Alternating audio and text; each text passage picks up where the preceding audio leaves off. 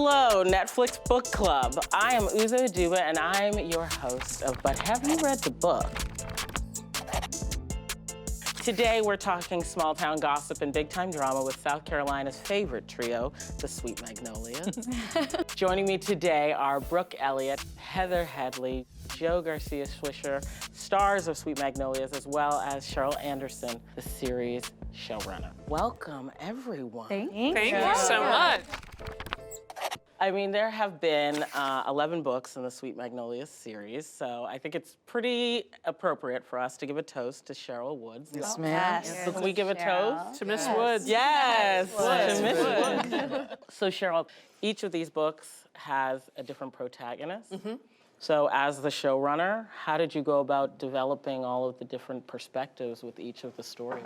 So I read the first 3 books, which are about these 3 fabulous women. But reading all 3 of them back to back, well, we're on Netflix, binging the read. Yes. Really cemented the fact that this is a series about the power of female friendship. And so I wanted to tweak what Miss Woods had created and turn it into an ensemble. First of all, you ladies have like dream BFF friendships, the ones you like write on your vision board level. It's next level. Right, yeah. I mean, I don't know about you ladies, but the margarita nights are some of my favorite scenes to shoot. Pour it out. Because we really are a bunch of ding-dongs just laughing and joking. They take forever to shoot because we don't stop. But to me, I leave work those days feeling very full. Do you think it's important to have a story that shows the power that exists yes. within female relationships? I look at the stories of our characters. They're ride or die, right? But they're also women who you're accountable to your sister. So that there's a point that, I don't like how you're handling that situation. I'm going to ride or die with it. But I'm going to let you know. I'm gonna help you bury that body, but I'm going to help you bury the body. but I'm not happy about it. Like, it's a bummer. You shouldn't have done it. You should have done it. Exactly. More sand. Yeah. And I think that's the best part of it, because I do think that there's some people are like, oh, she's my ride or die. I was like, yeah, but does she hold you accountable? Which celeb chef's cookbook has Dana Sue definitely read? Okay, got one for this. Feeling the pressure. Oh! I actually like your answer. All right, take my answer. What is it? It is. It's the right thing. Yeah, It's the right thing.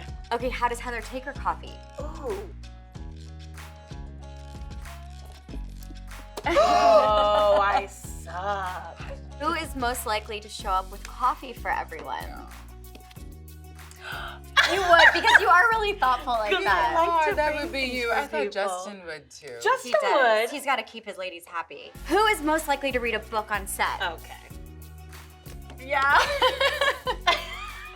It's like Heather. Heather. Huh? What? What classic romance novel is on Maddie's coffee table at home? Okay. This is classic, I think, right? Hold on. Here we go. I got Okay. it. Okay. Mine too. Oh, yes! Oh, the You will Notebook. definitely be proud Okay, of so I've been Christina. bad. The right answer is Knight in Shining Armor, but it's 50 Shades of Grey. You know it.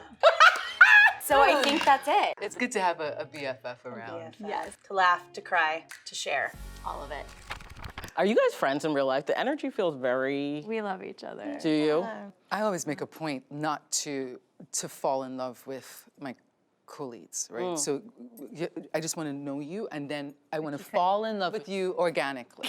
Because I do think sometimes, we meet them and we're like, oh my gosh, we're gonna be best friends. I love you. I'll come over for Christmas, and we're gonna be fine. And then you see them eat a chicken wing, and you're just like, maybe not. Maybe not. Maybe not this Christmas. Maybe not this Christmas. And I don't know how to tell you. And I don't know what to tell you. However, with these women, I fell like in love with them right at the top. Did that play into the casting? We were looking for the best actress for each individual role and hoping we would get to where they were the first scene they shot together on the church lawn.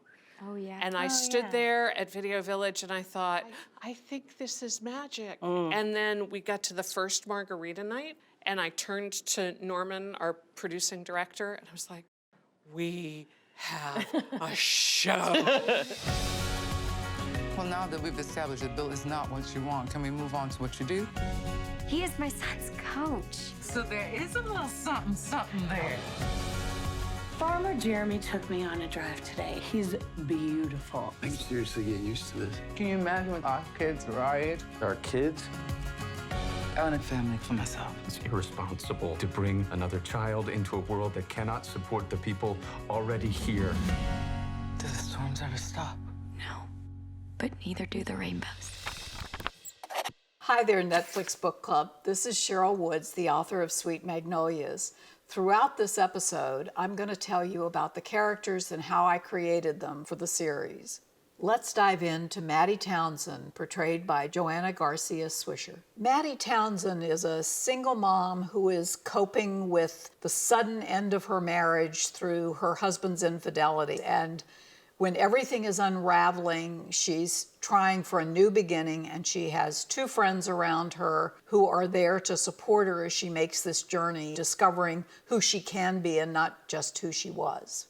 How is she going to move forward? Well, I think there's coming of age stories at every age. And so that's this great. show really celebrates a new coming of age. I remember our first season when Maddie was getting ready to go out with Cal for the first time, and we had like a whole like lingerie, like you gotta get some underwear that match the bra. Like you gotta do something. It's like Maddie probably didn't have even one pair of underwear match her bra. She probably had the same underwear for 10 years. So I think we're coming of age in different ways with the love and like the romance and the chemistry is pretty soon.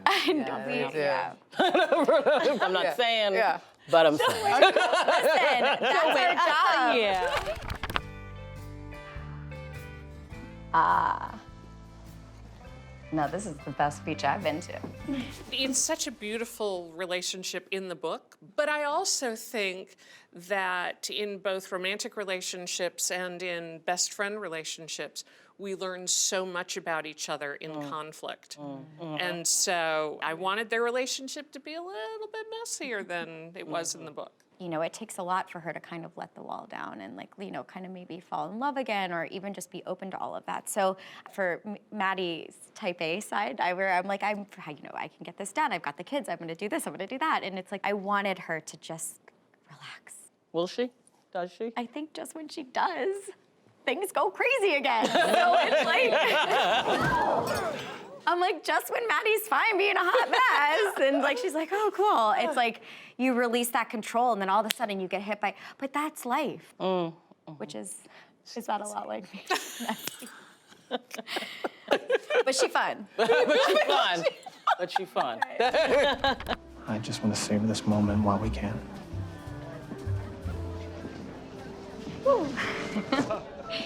I'm happy to oblige. Let's dig into Dana Sue, who's played by the wonderful Brooke Elliott. Dana Sue has some things in common with Maddie. She has gone through a very bad divorce, but she is probably much more volatile than Maddie is, and basically threw Ronnie out and created quite the stir when he went. But she owns a restaurant that has taken off and become sort of iconic in South Carolina, and she has a teenage daughter that she's struggling to raise, but she also has diabetes and so on. And again, I was trying to create a character that could be relatable to women who are dealing with health issues and divorce and all those kind of things. Dana Sue, I'm just worried about you. Stop fussing, I'm fine. Dana Sue! Dana Sue. Does Dana Sue ever put Dana Sue first? That's the thing. She doesn't, and yet I do believe she's trying in this situation to actually do what is healthy for her in this marriage. She is dealing with a husband who was unfaithful. Then you throw the daughter in, and so is it better to have a healthier home without the fighting or the husband, or is it better to put the family back together and try to put the family back, you know, and I think, you know, which way is the healthier way for my child, you know? Which and I think a lot of people are gonna relate to that. I think a lot point. of people. And then also, what is best for you? From the mothers that I know, my friends who are mothers, my family who are mothers, it's so much the children are the number one on the list. And so where do they fit? Like what's healthy also for them? The thing that we like to play with is, so you have two women dealing with spouses who've caused a lot of damage. And we wanted to show two different ways that women react. How you Dana deal Sue, differently. yeah. Dana Sue is very much the one, I'm just gonna power through it. And so many of us, I will admit, stay busy so that we don't have a chance to look down into the emotional abyss and be honest about the choices that I'm making and how they affect not only the people I love, but how they affect me, because I might not be paying attention. So then are we team Jeremy or are we team Ronnie?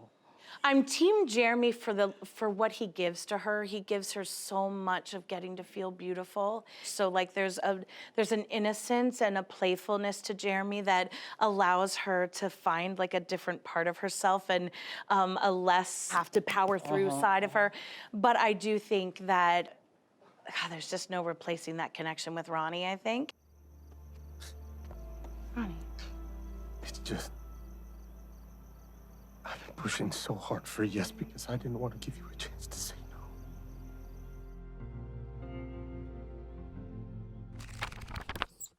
And last but not least, let's talk about Helen Decatur, played by the incomparable Heather Headley. You know, Helen has the most self-confidence of any of them. She is dedicated to her career. She's been successful. And yet what she's discovering at this point in her life is that she is missing out on having a family, and she's really struggling with wanting that personal side to her life and how she's going to find that. Back to when I created the series, the idea was to reflect women at a turning point in their lives. And each of these three women has been at a turning point, and none more so than Helen. And so just to circle into the question now, what is Helen facing this season? How long we got? Yeah. Her big thing this year is that now she's figured out that Ryan's gone and Ryan's leaving, and she's always wanted to have a baby. And she finds out that, of course, she's pregnant, and then miscarries. And Also important to be highlighting as chapter of the story that life journeys for a lot of women that we don't see. And so I had said to her when we talked about the last season, I think there are some things that we as women do not discuss. Yes. Right? We don't discuss infertility, I think, miscarriage, Brianna Falls. There are some things that we just don't discuss. And it's only after it happens that we go, oh, you too? I didn't know. And so this was something that I remember when I went to her and I was like, well, how deep in the grief do you want to go here? And she said, all the way, all the way in. And I think in too, that beautiful moment too, when after they leave and then that day. And you know how it is. You hold it together long enough. You know, and they see a little bit of it, but they never see the whole thing. And they leave, and it's just the wail of it.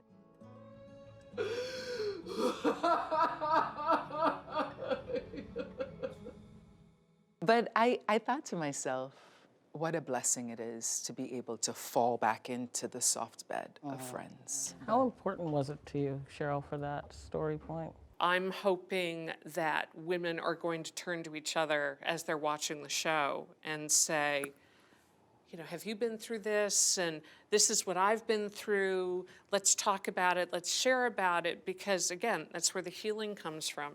And there are just a lot of things that women go through where we're expected to be strong. And you gotta wail before you can stand up again. Amen. Amen. But there's singing too. There's a little bit of singing. Well, you don't have a Tony winner I mean, there's and a little not bit of use it. That's right.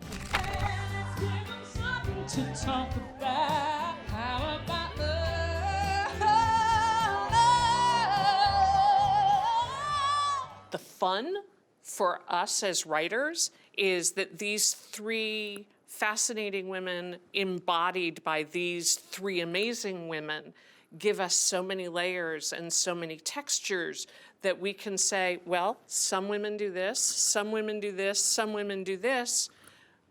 Turn to your best girlfriend and say, but what are you gonna do? It's really special. Thank you. I mean it.